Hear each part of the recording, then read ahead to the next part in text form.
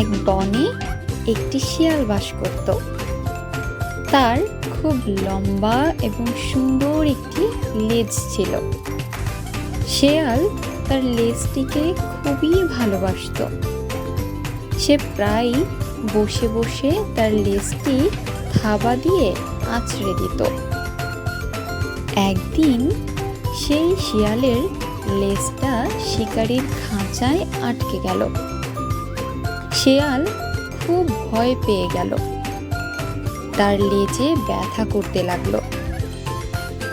সে তার লেজটা মুক্ত করার জন্য প্রাণপণ চেষ্টা করতে লাগলো। সে টানছে আর টানছে। অবশেষে তার লেজটা ছিঁড়ে গেল। তবে শিয়াল সেখান থেকে দৌড়ে পালিয়ে তার জীবন বাঁচালো। অনেক দূর গিয়ে থামল সে। দুঃখে ব্যথায় সে চিৎকার করে কাঁদতে লাগলো। সে এখন নিরাপদ, কিন্তু তার সুন্দর লেজটি আর নেই। শিয়াল লেজ হারিয়ে ভীষণ চিন্তিত হয়ে পড়ল। সে বাইরে যাওয়া বন্ধ করে দিল। সে ভাবছে, বনের সব পশুদের লেজ আছে, কিন্তু তারা যখন দেখবে যে আমার লেজ নেই, তখন তা আমার জন্য খুবই লজ্জার ব্যাপার হবে। সবাই মিলে আমাকে নিয়ে তামাশা করবে, আমাকে নিয়ে হাসাহাসি করবে। হঠাৎ শিয়াল নিজেকেই প্রশ্ন করল, আচ্ছা, যদি সব শিয়ালেরই লেজ না থাকে তাহলে কেমন হবে? তখন তো আর আমাকে নিয়ে কেউ হাসাহাসি করতে পারবে না। লেজ কাটা শিয়ালের মাথায় এক বুদ্ধি এলো। সে সব শিয়ালকে নিয়ে এক সভা ডাকলো। লেজহীন শিয়াল একটি উঁচু পাথরের উপরে বসলো, আর অন্য শিয়ালগুলো তার সামনে ঘাসের উপর বসলো।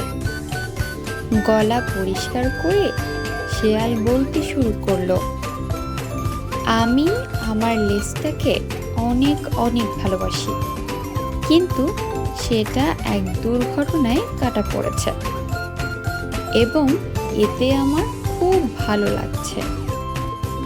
লেজটাকে আমার অনর্থক একটি জিনিস বলেই মনে হতো। আমরা কেন এই অনর্থক লেজটি আমাদের পিছনে হয়ে বেড়াবো? কখনো কখনো এটা খুবই নোংরা হয়ে যায়। আর তোমরা শুনে থাকবে যে মানুষের পূর্বপুরুষেরও এক সময় লেজ ছিল, কিন্তু তাদের লেজ খসে গেছে এবং দেখো তারা কত উন্নতি করেছে। সুতরাং তোমরা সবাই যদি তোমাদের লেজ কেটে ফেলো, তাহলে আমরাও উন্নতি করতে পারবো।